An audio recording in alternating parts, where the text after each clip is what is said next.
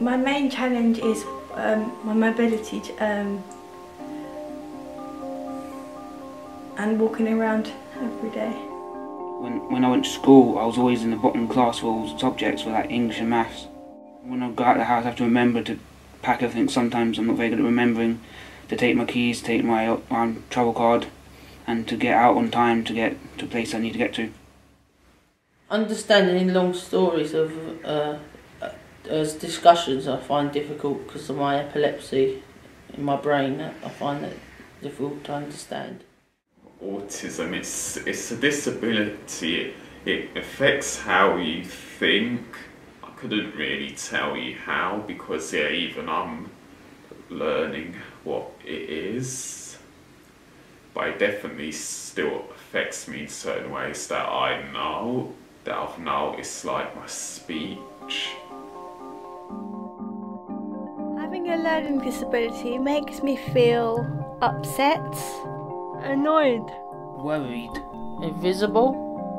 isolated.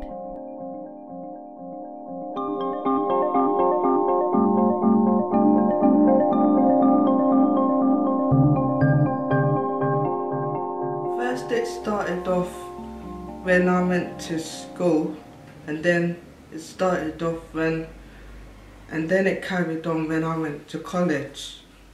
They call me names actually, like spastic, you can't walk very well. I felt upset after a while, then I just ignored them. There's been plenty of times like I've had people like calling me an idiot, just which is unfair. If you've got a disability, you've got a disability. When I go out with my care on the weekends, people don't look at me. They look at my carer. They don't talk to. They should be talking to me, but they don't. They talk to the person that's with me. Say if I went to the doctors if I don't feel well, they won't listen to you, and they won't treat you with respect. I went to like 5 different doctors to check if I was alright and that. It was a long while ago. I was with a local friend, and when I had a fit on the train, he got scared and ran away. How did it make you feel? A bit worried. I straight after I had a fit, my brain's not working, so it takes a while for me to get back to my system to know what I'm doing. So I didn't know that until afterwards when it happened. It made me a bit worried, but he rang me up and see if I was alright. But he was apologised. He ran away. It's just because it frightened him, but I understood because I known him very well anyway. People think disability is scary. They don't know how to deal with it.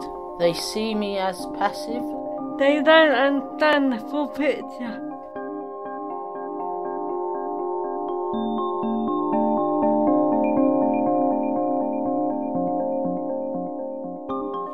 For me to be independent means to try different things, to do things on my own, try things to do on my own, to get to places on my own without getting help from my parents, to try and get a job, to move out from my house, and just to be away from my parents and do things on my own.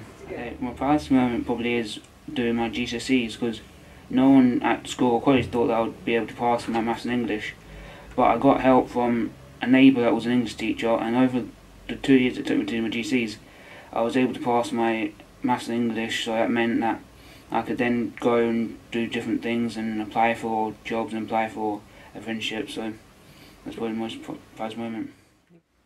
It means when you do things for yourself, like you can go out by yourself, you can buy stuff for yourself. You don't need to depend on anyone. I like going out to the shops, I like cooking, I like cleaning, I like tidying up, I like washing. All those things I like to do. I want to start doing independent traveling because I've never done it before. And I want to live by myself in a house or flat. I can have some housemates or friends who can live with me. Well, I think I'm so proud when I move to my own place because that's more independence, and it's quite good to be independent. You don't need much help and support. That means you don't rely on other people to do things for you. Being independent, it makes me makes me feel like I can do things myself, like travel. So I know my way to places and go out with my friends, with my boyfriend and everything. I go out. I can work my money. I work my own money out. I can work. I understand money and things, so I do things quite myself. Like if I can do it, I do it.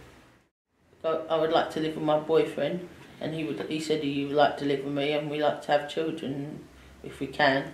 Hopefully it will go well and grow up and have our own life. Yeah, because I'm becoming independent, I can go and do my own thing and do stuff without people telling me what I can and can't do. Walking to voluntary work is better than going on a minibus to voluntary work, and going to youth club is better than just sitting in a bus or having someone walking me there all the time. A lot more free makes me feel free. Being independent means Patience, confidence, humour, Different things to everyone. Doing stuff without assistance. but also asking for help. not letting my disability change me. speaking up for myself, letting nothing get in the way of my goals, whatever people think.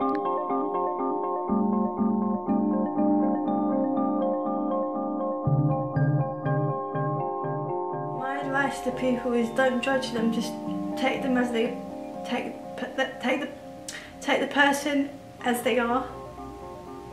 I think the carers and people should understand them and take what comes to them from the way they are.